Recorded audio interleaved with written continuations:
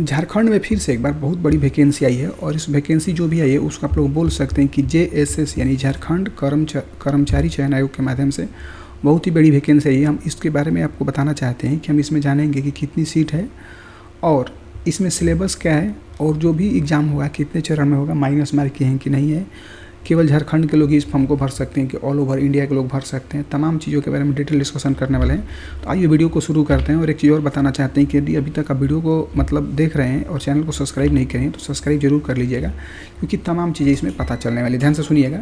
आप इस फॉर्म को भरने के लिए आपको ऑनलाइन आवेदन करना पड़ेगा और ऑनलाइन आवेदन के लिए ये वाला वेबसाइट है, इस वेबसाइट से जाकर आप लोग ऑनलाइन आवेदन कर सकते हैं। ठीक है, इसमें 100 रुपये लग रहा है, 100 रुपये लग रहा है। सबके लिए 100 रुपये नहीं लग रहा है, बस ये जान लीजिए कि 100 रुपये लग रहा है। अब देखिए कि अनुसूचित जनजाति के लिए, ठीक है, और अनुसूचित जाति के लिए मात्र 50 रुपये लग रहा है। बाकी सबके लिए 100 रुपये लग रहा है। ठीक है, बस इन्हीं के लिए 50 रुपये लग रहा है।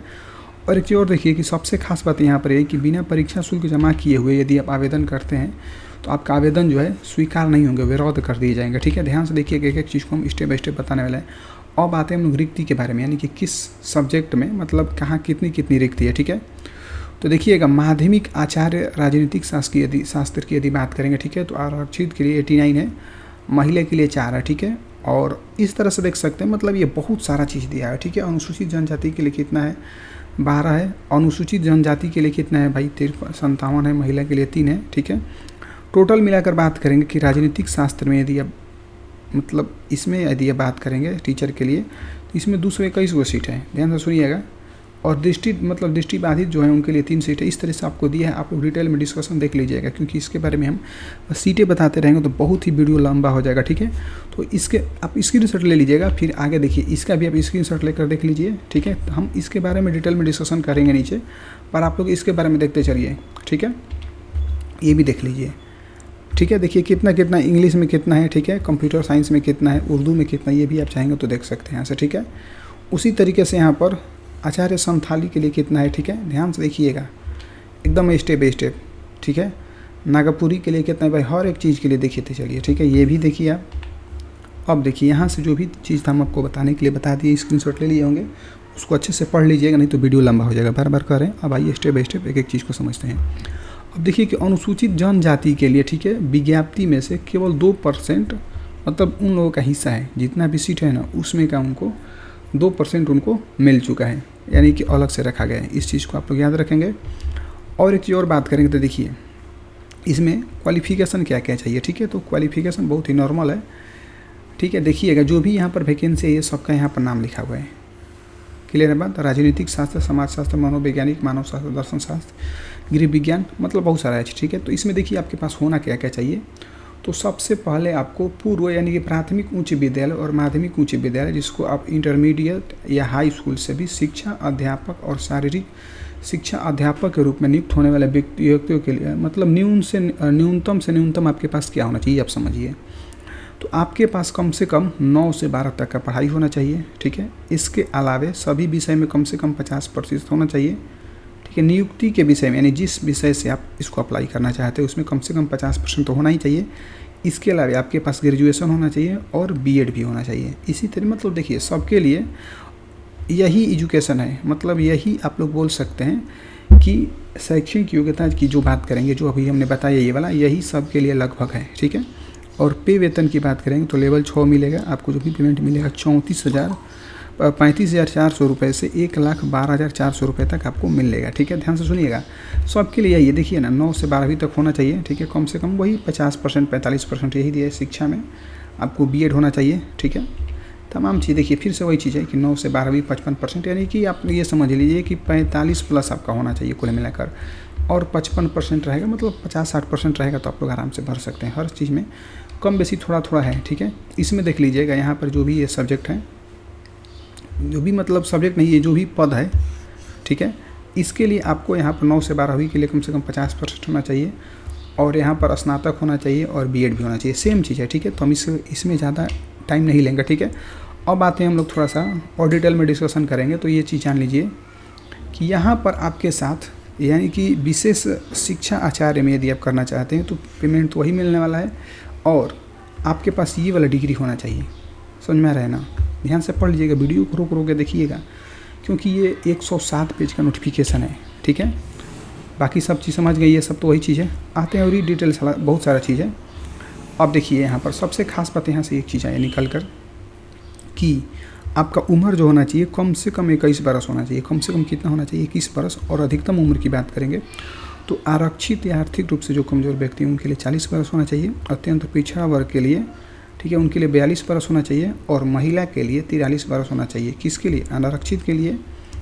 और अनुसूचित जनजाति, मतलब इस तरीके से आप लोग देख सकते हैं कि 43 बरस होना चाहिए। अनुसूचित जाति के लिए पुरुष और महिला के लिए 45 बरस, और अनुसूचित जनजाति के लिए चाहे वो महिला हो चाहे पुरुष हो उनके लिए 45 बरस होना चाहिए। यानी कुल मिलाकर हम बोल सकते हैं मोटे तौर पर कि 21 यदि 45 बरस तक आपका उम्र है तो थोड़ा सा नोटिफिकेशन देखेंगे तब इस फॉर्म को भर लेंगे। कुल मिलाकर बात यही है, ठीक है। अब देखिए यहाँ पर साफ बात क्या लिखा है कि 40% या इससे अधिक निःशक्त, मतलब जो लोग अंधेपन है, ठीक है, या कम देखते हैं, उनके लिए अलग से स्क्राइबर की व्यवस्था मिलेगा। स्क्राइबर का मतलब होता है कि वो अपने साथ में किसी एक व्यक्ति को लेकर जा सकते हैं। अब देखिए कि परीक्षा में उत्तर देने के लिए 20 मिनट उनको अधिक मिलेंगे। किनको? जो लोग अंधे हैं, ठीक है, कम देखते हैं, उनके लिए बात ही हो रही है। अब थोड़ा सा और नीचे आएंगे तो आपको देखने को यहाँ से क्या मिलेगा, एक एक चीज़ को स्टेप बाई स्टेप देखिए, ठीक है। अब देखिए कि रजिस्ट्रेशन करने की जो भी तिथि है तो 18 तारीख से ही, मतलब 18 जून से शुरू हो रहा है और 17/7 तक आपका लास्ट डेट है। कुल मिलाकर बात यही कि लगभग 1 महीने का समय है। आप लोग 1 महीने का इंतजार मत करिएगा। जैसे ही 18 तारीख आएगा 19-20 तक आप लोग फॉर्म भर के रेडी हो जाइएगा, ठीक है, नहीं तो वेबसाइट स्लो हो जाती है। अब भुगतान जो करने की तिथि है 19/7 तक है, ठीक है। फ़ोटो सिग्नेचर 21/7 तक है। और यहाँ से 23/7/2025 से, ठीक है, और 25/7/2025 से, यानी कि 2 दिन का आपको मौका मिल रहा है। यदि आप फॉर्म भरते समय किसी भी प्रकार की गलती कर चुके हैं तो उस गलती को सुधार सकते हैं, ये बहुत अच्छी बात है। और यदि हम लोग बात करेंगे तो जो भी एग्ज़ाम होने वाला है OMR शीट से एग्ज़ाम होगा, जो कि कंप्यूटर बेस्ड से टेस्ट होगा, ठीक है। एक चीज़ और जान लीजिए कि सभी विद्यार्थियों का नॉर्मलाइजेशन लागू होगा। और नॉर्मलाइजेशन के आधार पर ही आपको, मतलब परीक्षा फल प्रकाशनीय की नंबर मिलने वाला है। कुल मिलाकर ये बात ये समझिए, जो भी परीक्षा होने वाला है डियर स्टूडेंट, वो 2 चरणों में परीक्षा होगा। परीक्षा मतलब होगा एक ही चरण में, ठीक है, लेकिन पेपर होगा 2। प्रश्न पत्र 1 में, ठीक है, ध्यान सुनिएगा, प्रश्न पत्र 1 में 1 नंबर का होगा, मतलब 1-1 नंबर का एक होगा। लेकिन जो प्रश्न पत्र 2 होगा उसमें 1-1 प्रश्न पर 2-2 नंबर मिलेंगे। कुल मिलाकर बात यह है कि यदि आप पहला पेपर देते हैं तो उसमें 1 नंबर मिलेगा, 1-1 नंबर का 1-1 प्रश्न होगा। और जो दूसरा पेपर देंगे उसमें 2-2 नंबर का 1-1, मतलब 1-1 क्वेश्चन होगा। अब सबसे खास बात यह है कि प्रश्न, मतलब आप पहला पेपर दीजिए चाहे दूसरा पेपर दीजिए, ठीक है, मतलब मेंस दीजिए या प्री दीजिए, ठीक है, तो इसमें आपको कुल मिलाकर बात यह है कि कोई भी निगेटिव मार्किंग नहीं है। सबसे खुशखबरी की बात यह है।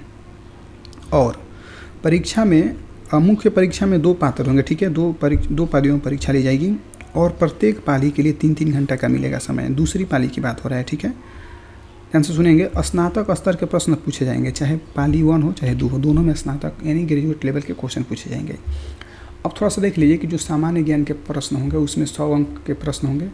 और भाषा और हिंदी और इंग्लिश यानी जो भाषा से संबंधित क्वेश्चन होंगे उसमें भी 100 नंबर के होंगे। कुल मिलाकर आपको 200 नंबर का परीक्षा होने वाला है। प्रश्न पत्र 1 की बात करें, पेपर 1 की, और पेपर 2 की बात करेंगे तो इसमें सेकेंडरी स्कूल, जिसको 9 से 12 बोल सकते हैं, पर नियुक्ति जो होनी है उसमें 300 नंबर का प्रश्न पूछा गया, यानी कि इसमें 200 नंबर का था, इसमें 300 नंबर का। एक चीज़ और जानेंगे कि जो पेपर 1 है, ध्यान सुनिएगा, जो पेपर 1 है बस उसको क्वालिफाई करना, उसमें मेरिट नहीं लाना है, क्योंकि इसमें मेरिट में नहीं शामिल किया जाएगा।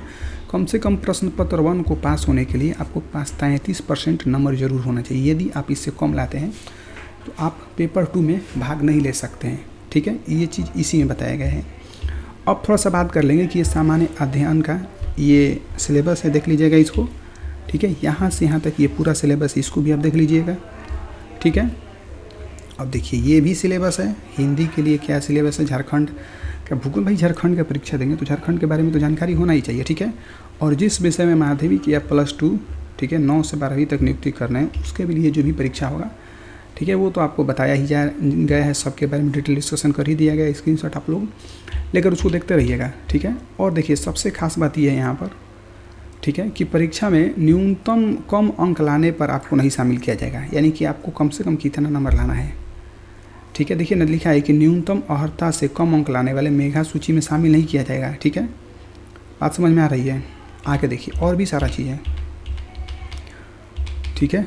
अब एक चीज़ और देखिए, तो हमको लगता है कि लगभग हम सारी जानकारी बता चुके, फ़ी भी बता चुके। हाँ, एक चीज़ और बता देना चाहते हैं, सबसे खास बात कि इस फॉर्म को कौन कौन लोग भर सकते हैं। तो इस फॉर्म को बस केवल झारखंड के लोग भर सकते हैं, ठीक है। इसके अलावा कोई भी लोग नहीं भर सकते हैं, क्योंकि कुछ दिन पहले ही पेपर में आया था कि जो भी वैकेंसी आएगा बस वो केवल और केवल झारखंड के लोग ही भर सकते हैं। तो वही नियम लग रहा है अभी लागू हुआ है, ठीक है। एक चीज़ और बता देते हैं कि इस वीडियो के माध्यम से हम आपको बता देना चाहते हैं, तमाम चीज़ें बता दिए। और भी यदि किसी स्टूडेंट को कोई दिक्कत होगा तो कमेंट करके बताइएगा, हम कमेंट में ही रिप्लाई कर देते हैं, नहीं तो फिर वीडियो बना के आपको बता देंगे। और अभी तक आप चैनल को सब्सक्राइब नहीं किए होंगे तो चैनल को सब्सक्राइब करिएगा। जय हिंद, जय भारत, थैंक यू।